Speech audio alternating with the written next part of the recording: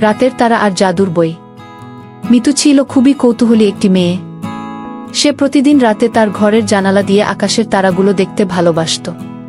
একদিন সে আকাশের একটি তারার দিকে তাকিয়ে থাকতেই হঠাৎ একটি তারা মাটিতে পড়ল। মিতু দ্রুত সেই তারাটির কাছে ছুটে গেল। সেখানে গিয়ে সে দেখতে পেল তারাটি একটি ছোট্ট সোনালী বইয়ে পরিণত হয়েছে। মিতু সেই বইটি খুল, আর তখনই সে দেখতে পেল একটি সুন্দর হাতের লেখা, যা বলছে যে এই বই খুলেছে সে পাবে এক জাদুর জগতে প্রবেশের চাবি। মিতু বইয়ের পাতাগুলো উল্টাতে উল্টাতে আচমকা নিজেকে এক নতুন জগতে আবিষ্কার করল। সেই জগতটা ছিল এক বিশাল বনের মধ্যে, যেখানে সব গাছের পাতা ছিল রঙিন আর ফুলগুলো কথা বলতে পারত। মিতু সেই বনে ঘুরতে লাগল। হঠাৎ সে দেখতে পেল এক বিশাল প্রাসাদ। প্রাসাদের সামনে ছিল একটি জাদুকরি ফোয়ারা, যা থেকে রংধনুর মতো আলো বেরোচ্ছিল। মিতু প্রাসাদের ভেতরে ঢুকে দেখে সেখানে একটি বড় ঘরে বসে আছেন এক বৃদ্ধ জাদুকর।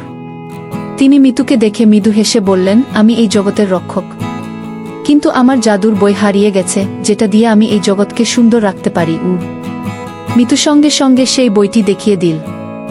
জাদুকর আনন্দিত হয়ে বললেন, তুমি এই বইটি ফিরিয়ে দিয়ে আমাদের সবাইকে সাহায্য করেছ।